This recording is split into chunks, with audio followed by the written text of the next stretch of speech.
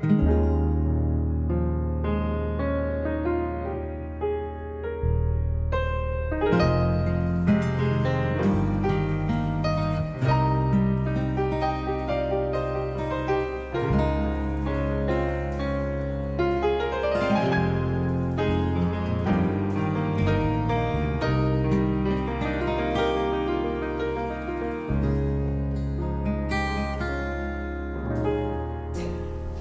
afternoon, everyone, and welcome to 5 Powerful Women. We are here in the San Francisco Bay Area of California, the United States of America, in a beautiful city, Oakland.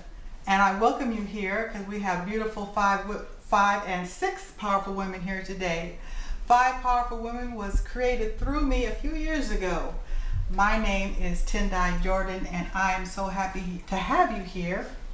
We're looking at there are, say for instance, in this world there are 3.5 billion women, girls, females, and women who are all individual expressions of the divine, who have a purpose and a gift to share. When that gift is shared, the world is a better place. There is a ripple effect that impacts each and every one of us because our communities, our homes, the world is opening and waiting for the gift that we have to share. 5 powerful women. Imagine 5 women, millions of women, 5 at a time, sitting in a room, a living room, a kitchen, a backyard, sharing their experience around a very relevant topic. An experience that's going to connect each and every one of us. An experience, as they came through that experience, they were victorious, there was a healing, they were successful, and now they can move and do what they want to do and be happy in the world. So we're going to meet our 5 and today 6 powerful women, starting at my left. Kimberly Walker-Maury. Hey. Hi, my name is Kimberly Walker-Maury.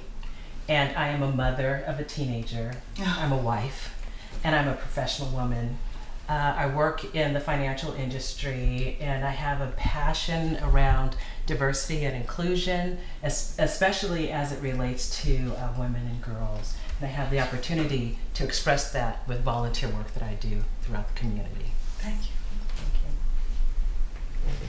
My name is Latanya Thompson, and I am a business owner. I work a lot with ladies, and we focus on who we are at the core, not who we're told to be, but who we're born to be, without the predefined definition, without looking up, without being who someone else believes we should be, but being who we were born to be. And so we fully show up in every area of our life. I'm Patty Restaino.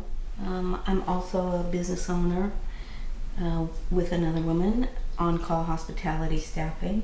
We give opportunities for people to enjoy their lives and in the service of others. Also, I'm a Healing Touch practitioner apprentice, so I balance my work and my spiritual side of life. Yeah, hi. I'm Barbara Hoffer, and here in Oakland, California, I have started a new business as a Pilates instructor and yoga instructor and coach. My new business is Your Vitality Buddy, because what I've found is everywhere I go, it's so important to help people feel the strength of their passion, the strength of their energy, of their body, mind, and spirit. Thank you, And Barbara. Thank you. And I'm Laurel Botsford, and I have been a long time out of the United States.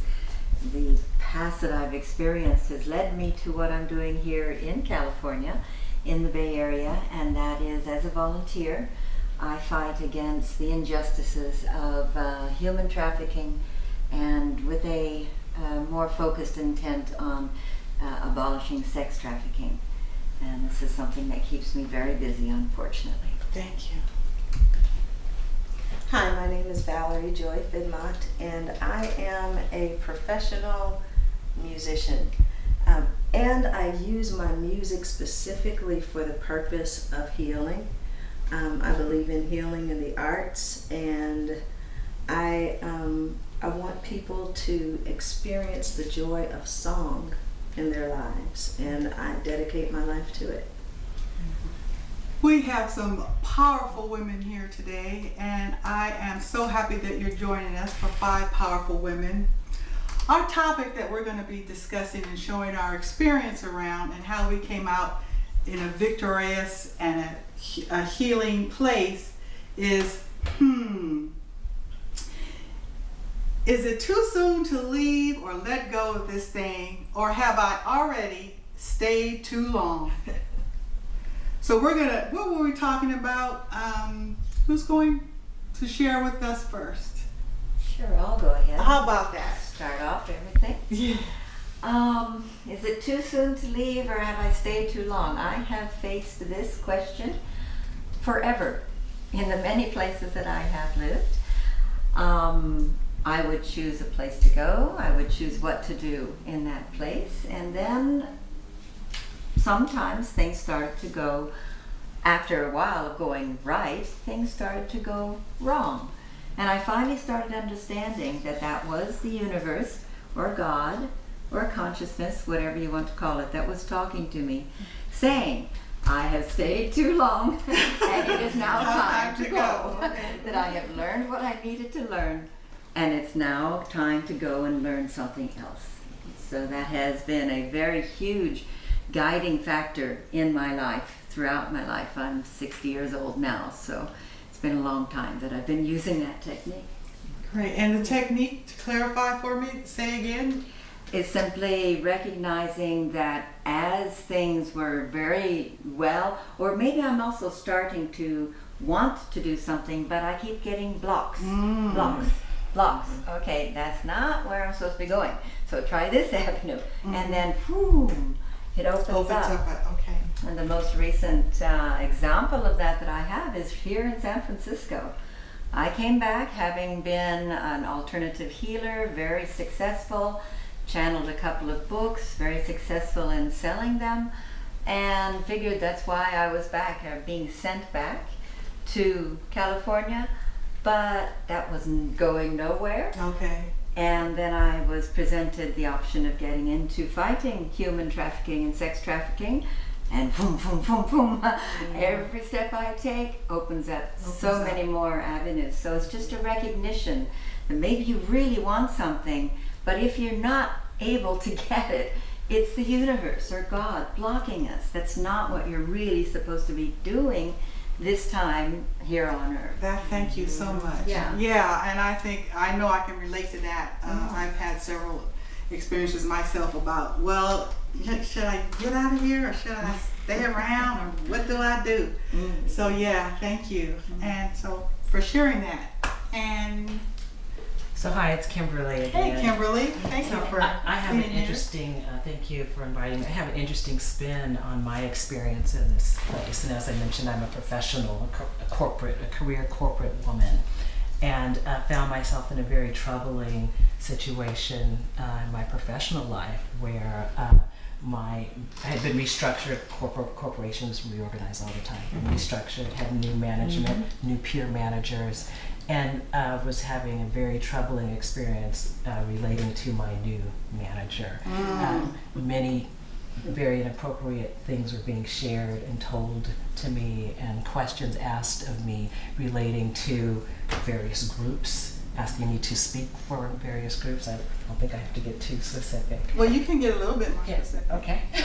Just a little bit, really quickly. Things that were related to gender and Okay. race, Yeah, and even let's financial. put it out there because Very, the very, world's very familiar with uncomfortable. it. Yeah. And so when this restructuring happened, I didn't come by myself. My whole team came too, and I kept brushing it off. That's just how this person is. Why are they asking me things? Why are they saying these things? It got to be so uncomfortable that I couldn't even respond anymore. All I could say often was, oh really? No, I haven't had that experience. I don't know anything about that. simultaneously, my team was being impacted. The value of the work that we were doing was being challenged. Ultimately, it ended up in an HR situation, a full investigation. Those investigations are very stressful. Not one that I initiated, one that was initiated on my behalf. And so it was so stressful I couldn't even go to work. Couldn't physically go to work. And how did you resolve that kind of thing So yourself? I had to write out the investigation, and then ultimately, when I look back on it now, I realized that by not speaking up, by not pushing back, that I participated in the situation, the issue, and by staying too long. By staying home, so you were in the state too long. Yeah. And what I was can your? fix it. I can fix it. We can work harder. Right. They'll like us more. We can educate them. And where are you now? And so, after the investigation was over with, within 6 months, I found another position. And how do you like it? Love it. Love it. Okay. Love it. A Great. lot of key learnings out of that. Yes, yes. And for all of us, thank you for sharing You're that. welcome. For all of us, and I've been in many of those situations in a job, especially a job where I'm like, but see, I always think about, should I have stayed a little longer? I'm always one to get out really quick. I kind of do that. But there's a fear associated with that. Exactly. Right? And a confidence and a self-belief or Yes. lack thereof. Yeah, so thank you. Yeah, cool. All right. I think we can all relate to that. And Hello. hey, sound familiar? Oh, yes, yes. So I was thinking about this question, and for me, I thought about how I had a situation where I needed to make a decision and I didn't want to make that decision. I really needed to go, I really needed to let go, but I didn't want to let go.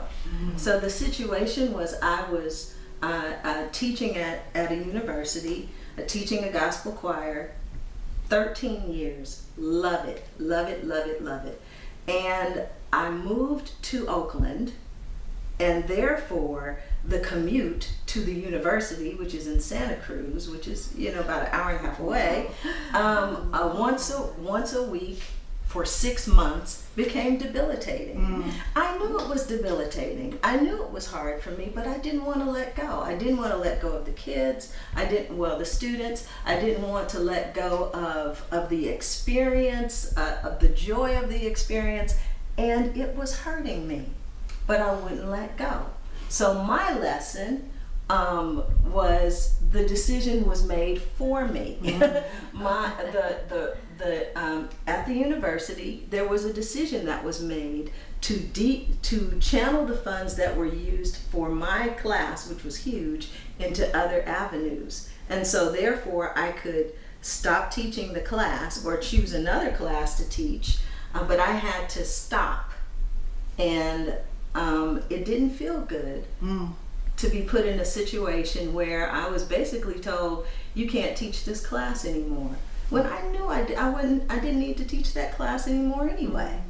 And so for me, the lesson has been, wow, in the future, when I have to make a decision between letting go or staying too long or leaving, I really want to take into consideration self-care. Thank you. Self-care. And that's physical self-care, mental, spiritual, emotional, because if I had thought about that more clearly, if I really spent the time thinking about that, I wouldn't have had the negative experiences that I did, and being feeling like I was pushed out instead of leaving on my own accord. Great. And now, how are you doing? I am so good. I am wonderful. I'm about to start a PhD program in August, and I will teach again. Yes. And when I teach again, oh baby, watch out. Yes. I'm in a really great place. It was the Thank best you. thing for me. I love the victory part. Isn't that great? Yes. Even though we get through it and we have the victory. Thank you so much for sharing that. Absolutely. It's a great story. Yes. Oh, I so appreciate Okay, that. Barbara. Because that question that you were talking about, and you spoke up about, just when is it time? Is it time to stay or go? And when I left for Texas and said, I'm going to go to Washington, D.C., family thought I was just totally nuts. No one in my family had left Texas. But I have to say that landing in the best job for me in the school system was a phenomenal experience. Except I kept struggling with the fact that many of the teachers I would listen to in the teachers lounge just didn't have what I hoped I would find, which was this passion for the children. And I found myself struggling with, I love this. And so I kept realizing I can't leave it because I love the children too much, but I have to shift what I do here. And luckily for me, I had a vision for a grant. I found out about, I wrote a grant for a new school. And because I just knew there was a different way to, I was in special education. And I knew there would be a different way to work with children, and the grant got funded. And so after 4 years of running this school, the school system picked it up. It couldn't have been a better experience. Wow. And that was when I said, well, okay, do I stay? Because now I really get the school system. I really love what's going on here. I've made an impact. It was a blessing. But I knew I couldn't keep myself in the same place. Because spiritually, I needed something new. I needed something deeper. I needed something more expansive. And I just took a big step. And I sold my car and sublet my apartment, and I started traveling. And that couldn't have been a more amazing experience. Because I was gone. I thought 3 months was a long time, but I was gone for a year and a half. Talk about stretching it out. Yeah, because I just had to follow my instincts that I wanted to wake up in the morning and be excited. And I knew if I stayed, it was too long, because I had done what I was most excited to do. I think that's a beautiful point in terms of how you make a decision about whether you've stayed here too long, is it too soon to go? What should you do is, are you excited about it? Is it exciting to you? Is it uplifting to you? Does it bring you joy? And we know all those things are from the divine, and that's a good way to make a decision. Yeah. Thank you for sharing that. Yeah, that's great. Yeah, it was great. And I think we can all relate to that, and people in the world, definitely. And we're going to be traveling with you next time. For sure, for sure. Hey. I'm gonna talk a little, carry on the concept of teaching. And I had the opportunity to teach first-year college students.